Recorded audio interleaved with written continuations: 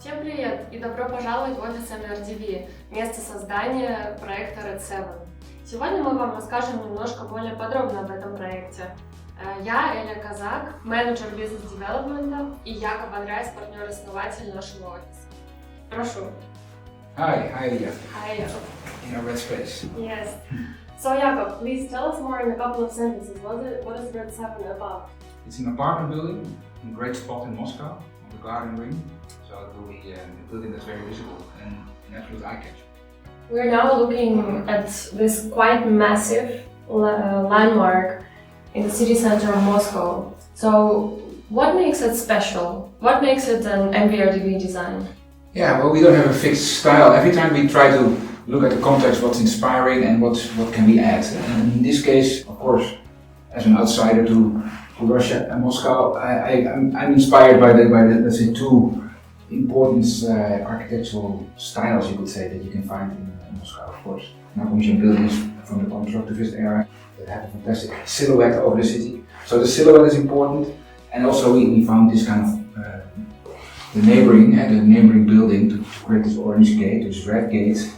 It happened to be the name of the metro station here, and when we heard that we have to make it red, and it really makes sense. So this is actually an important road leading to the center, giving a red gate, and the metro station is there.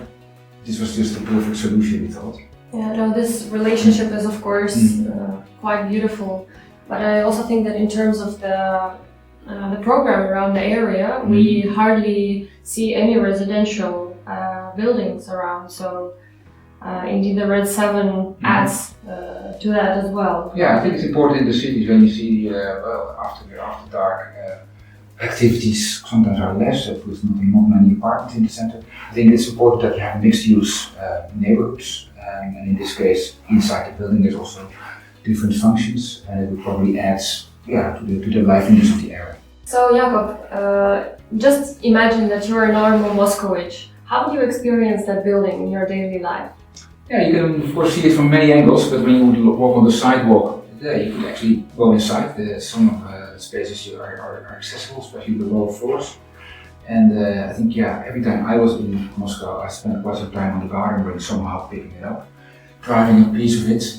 So it will be an orientation point on this ring road, and then it will pop up depending if you come from one side or from the other side. It has a different appearance, so it will be an orientation point for many. A very special red brick was chosen as a material for the facade of the building. Can you tell us a little bit more about it? Yeah, we have the bricks here. You see it, they're nice orangey red, which of course explains RED7 comes also from the building across the street, Nakomjem, which is in a way an inspiration, and together they form a pair, a kind of orange-red gate. And I think brick is something that's quite common both in Russia and in the Netherlands as a construction material.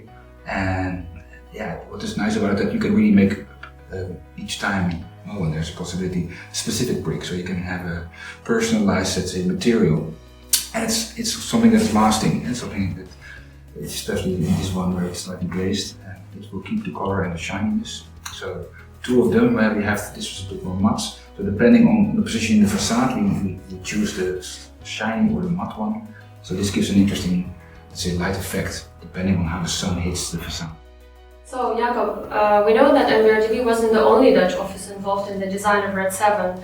A very famous interior designer and product designer Sabine Marcellus was also part of it. How was the collaboration? Yeah, really nice. Sabine is from Rotterdam as well, and we never actually worked together, so it was a great opportunity to work in Moscow on the same project, and it's exciting to share, let's say, experiences. And I think she really will add a certain level of sophistication that we as architects don't have. So that's, I think, really happy to see and curious what comes out. Yeah, indeed. And of course, the construction is underway. So how do you feel about it as an architect whose project is being realized? Each time is super exciting when a new building comes out of the ground, and of course, it's hard to go there now. Luckily, there's a webcam, but still. It's exciting to see progress being made, even though it's super cold right now. There's still keep on going. I'm really impressed by it. Yeah, so we know that of course the mock-up is being in place right now, so maybe we have a chance to see that once.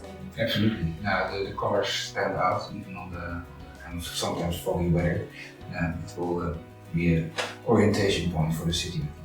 Well, so as an architect and author of that building, if you were to buy an apartment there, which one would you choose? Well, it's hard to choose. More than 250 apartments, and but you know, I actually have it here. So either it's nice to have something at the corner with a great view to the crossing, or a bit higher up, not on the top, but maybe with a small balcony, enjoying the view. Of course, there's some really nice ones as well with big terraces. But I would say I'm also quite happy seeing urban life there on the corner. Yeah. The life of busy Moscow street. Absolutely, it never stops. I've seen it on this webcam again. Yeah. There's no silence there. Wonderful. Yeah. Well, thank you very much for sharing your thoughts with us. Good. Я очень надеюсь, что сегодня вы узнали чуть больше о нашем проекте RED7 и о том огромном красном здании, которое сейчас строится на Садовом кольце. Кстати, это здание будет готово уже к 4-му кварталу 2022 года, поэтому мы с удовольствием ждем вас на его открытии. Спасибо за внимание.